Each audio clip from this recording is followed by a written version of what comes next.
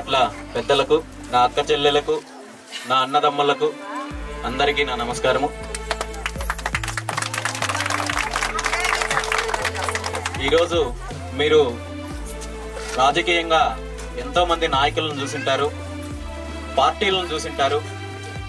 రాజకీయంగా మీ ముందుకొచ్చి మేము ఆ పథకాలు చేస్తాము, ఈ పథకాలు చేస్తాము, మీకు అలాంటి సౌకర్యాలు ఇస్తాము, ఈ సౌకర్యాలు ఇస్తాము, మీకు అన్ని రకాలుగా అభివృద్ధి చేస్తామని ఇప్పటి వరకు గత 20-30 సంవత్సరాల నుండి అంతకు ముందు తరాల వాళ్ళు కూడా ఈరోజు మనం చూస్తూనే ఉన్నాం. నాయకుల్ని, పార్టీలని అన్ని రకాలుగానే చూస్తున్నాము. కానీ ఈరోజు పుంగనూరు నియోజకవర్గ పరిస్థితి ఎలా ఉందంటే, రాష్ట్రంలో ఏ నియోజకవర్గానికి లేని చరిత్రలు, ఏ నియోజకవర్గానికి లేని రికార్డ్స్ మన పుంగనూరు నియోజకవర్గానికి ఉన్నాయి.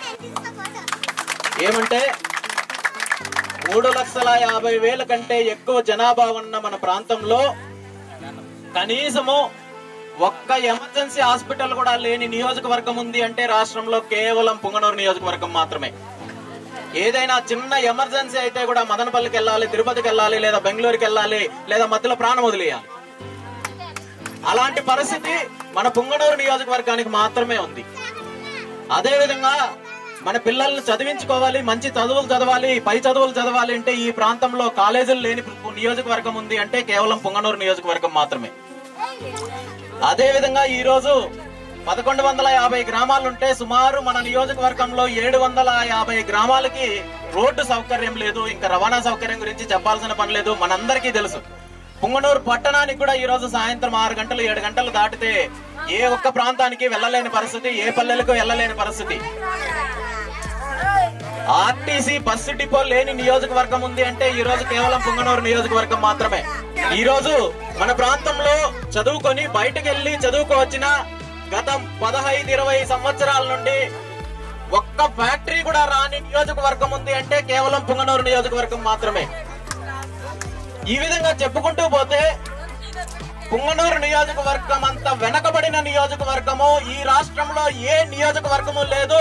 దీన్ని ఎవరైనా మనము ఎక్కడైనా చూడొచ్చు. చుట్టుపక్కల ఉన్న మనకు మదనపల్లి కావచ్చు, పలమనేరు కావచ్చు, బీలేరు, చిత్తూరు, కలికిరి ప్రతి ప్రాంతము అభివృద్ధి చెందుతున్నాయి. పుంగనూరు మాత్రము ఎక్కడ ఉన్నది అలాగే ఉంది. గత 30 సంవత్సరాలకు ముందు పుంగనూరు ఎలా ఉందో ఈ రోజు అలాగే ఉంది. ఈ రోజు మనం డేట్ రాసుకుంటున్నాం 2019 సంవత్సరం అని. కానీ మన బతుకులు, ఇక్కడ పరిస్థితులు, ఇక్కడ అభివృద్ధి మాత్రము 1980-90లో ఎలా ఉందో ఈ రోజు అలాగే.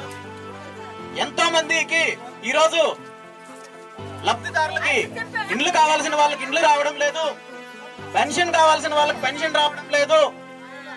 ఈ రోజు గవర్నమెంట్ పథకాలు చెప్తున్నారు కానీ లబ్ధిదారులకి, నిజమైన లబ్ధిదారులకి ఏ ఒక్కరికి ఈ రోజు పథకాలు ఏవి అందడం లేదు.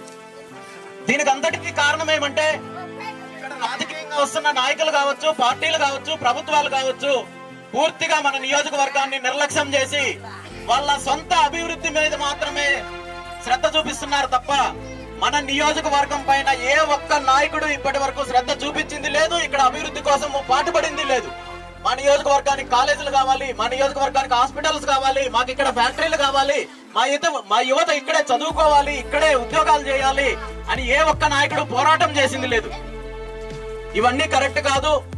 మన ప్రాంతం కూడా అభివృద్ధి చెందాలి, మనకి ఇక్కడ కావాల్సిన సౌకర్యాలన్నీ కావాలి, మన ప్రాంతం పారిశ్రామికంగా అభివృద్ధి చెందాలి, ఇక్కడ అన్ని సౌకర్యాలు కావాలి అనే ఉద్దేశంతో నేను ఈ రోజు రాజకీయంగా నిర్ణయం తీసుకొని ఏ పార్టీతో సంబంధం లేకుండా, ఏ పార్టీకి వ్యతిరేకంగానూ కాదు, ఏ పార్టీకి అనుకూలంగానూ కాదు, ఏ పార్టీ జెండాతోనూ కాకుండా మన ప్రాంతంలో ఉన్న సమస్యలనే అజెండాగా చేసుకొని నేను ఈ రోజు మీ అందరి ముందుకు వచ్చాను.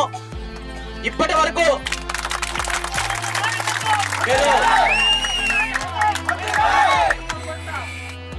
వరకు మీరు నాయకులను చూశారు, పార్టీలను చూశారు, అన్ని చూశారు. కానీ మన బతుకులు మారలేదు, రోజులు మారుతున్నాయి.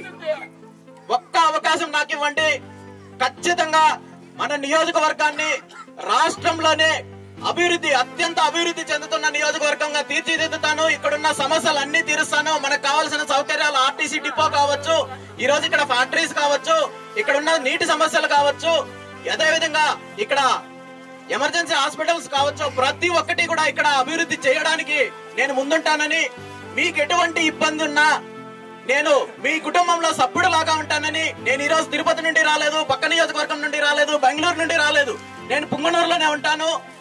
మీరు నన్ను కలవాలన్నా 5 నిమిషాలు, నేను మిమ్మల్ని కలవాలన్నా 5 నిమిషాలు. మీకు ఏ సమస్య ఉన్నా నేను ముందుంటానని, మీకు ఎటువంటి ఇబ్బంది లేకుండా ఉంటుందని ఈ సందర్భంగా మీకు అందరికీ తెలియజేస్తూ, ఈ అవకాశం ఇచ్చిన పెద్దలందరికీ, మేలుపట్ల వాస్తవులందరికీ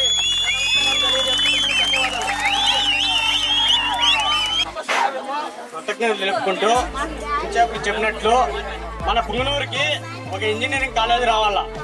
అది రావాలంటే మన రామచంద్ర యాదవ్ గారే మనకి చేయాలని నేను కోరుకుంటూ, అదే విధంగా పుంగనూరు నుంచి మదనపల్లికి కావచ్చు, తిరుపతికి కావచ్చు, అనేక చోట్ల పోయి చదువుకునే వాళ్ళు చాలా మంది ఉన్నారు మన విద్యార్థులు గాని.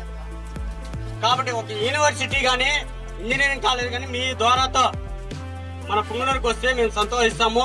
ఆ విధంగా మీరు ప్రయత్నం చేస్తే చాలా బాగుంటుందని మేము కోరుకుంటూ సెలవు తీసుకుంటాను సార్.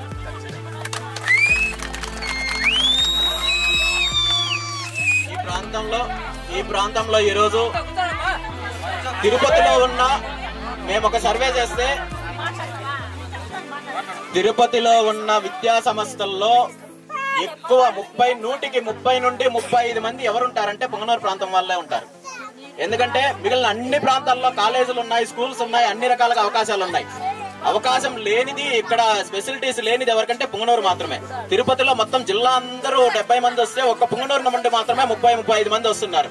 ఖచ్చితంగా ఈ ప్రాంతంలో నేను ఇంతకు ముందే చెప్పాను, అన్ని రకాల టెక్నికల్ కాలేజీలు కావచ్చు, అకాడమిక్ కాలేజెస్ కావచ్చు, అదే విధంగా ఈ రోజు పుంగనూరుని పారిశ్రామికంగా అభివృద్ధి చేయడం ద్వారా పుంగనూరు ప్రాంతంలో ఉన్న వలసల్ని పూర్తిగా అరికట్టడానికి నేను ఖచ్చితంగా ప్రయత్నిస్తాను. ఈ రోజు మన చిత్తూరు జిల్లాలో కాదు, రాష్ట్రంలోనే అత్యంత వలస ప్రాంతము, అత్యంత వలసలు ఎక్కువగా ఉన్న ప్రాంతం ఏదంటే పుంగనూరు నియోజకవర్గం. 140 నుండి 45 మంది ఈ రోజు వలసలు వెళ్లాల్సిన పరిస్థితి ఉంది. ఇక్కడ పారిశ్రామికంగా అభివృద్ధి చెందినప్పుడు ఆ అవకాశం ఉండదు. ఖచ్చితంగా అభివృద్ధి చెందుతుంది. పుంగనూరు 2019 తర్వాత మారుతుంది, అభివృద్ధి చెందుతుంది. మీరందరూ 2019 పుంగనూరు ఎలా ఉంది, ఆ తర్వాత ఎలా ఉంది అనేది మార్పు గమనిస్తారా? మార్పు చూపవుతుంది. రాబోయే రోజుల్లో పుంగనూరుకి మంచి రోజులు వస్తాయని ఈ సందర్భంగా మీకు అందరికీ తెలియజేస్తూ థ్యాంక్ యూ. మేలుపట్ల గ్రామానికి అన్నగారు వచ్చిందనుకో, అన్నగారికి నమస్కారం చేస్తాను. అందరూ కలిసి మాకు బోర్ ఒకటి వేయించాలి సార్. మాకు ఇక్కడ నీళ్ళు చాలా సౌకర్యం లేదు. మరి మేమందరూ కూలి చేసుకునే వాళ్ళే, కానీ మాకు ఇక్కడ ఫ్యాక్టరీలు అంటూ ఏమీ లేవు మాకు దగ్గరలో. మాకు అదొక ఫ్యాక్టరీ ఒకటి కనుక కట్టిస్తే మా పేదవాళ్ళందరూ మేమందరూ దాంట్లో పని చేసుకుంటే మేమంతా పైకి వస్తాము.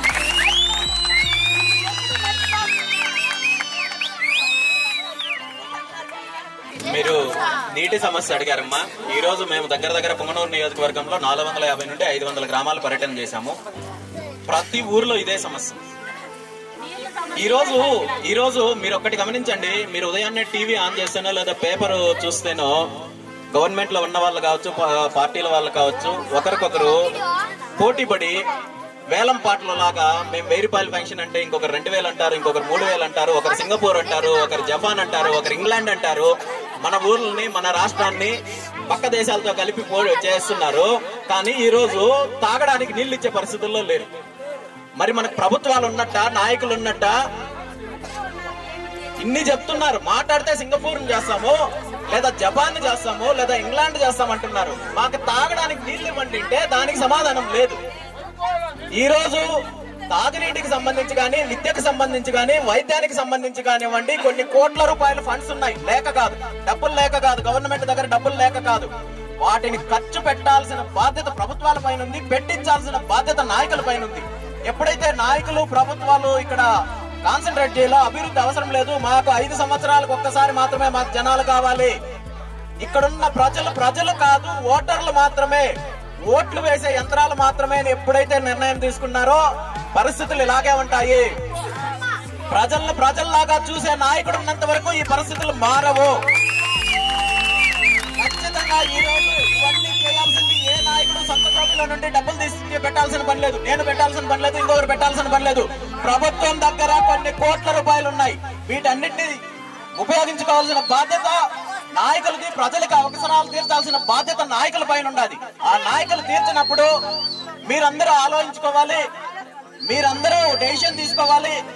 మీలో మార్పు వచ్చినప్పుడు ఖచ్చితంగా మీ పరిస్థితులు మారుతాయి, మీ బతుకులు మారుతాయి, ఇక్కడ సమస్యలన్నీ తీరుతాయి. ఈ రోజు పుంగనూరు నుండి ఉదయం 5 గంటలకు నిద్ర తీసి 6 గంటలు 7 గంటలకి ఇంట్లో కుటుంబ సభ్యులను వదిలేసి భర్తల్ని పిల్లల్ని వదిలేసి ఎంతో మంది బస్సులు ఎక్కి మదనపల్లికి కుట్టు మిషన్లు కుట్టుకి ఇలాంటి వాటికి వెళ్తున్న వాళ్ళని ఎంతో మంది నేను రోజు చూస్తున్నానమ్మా. ఖచ్చితంగా ఈ ప్రాంతంలో అభివృద్ధి చెందుతుంది. ఇక్కడ ఫ్యాక్టరీలు వస్తాయి, ఖచ్చితంగా మంచి రోజులు వస్తాయి, మంచి బతుకు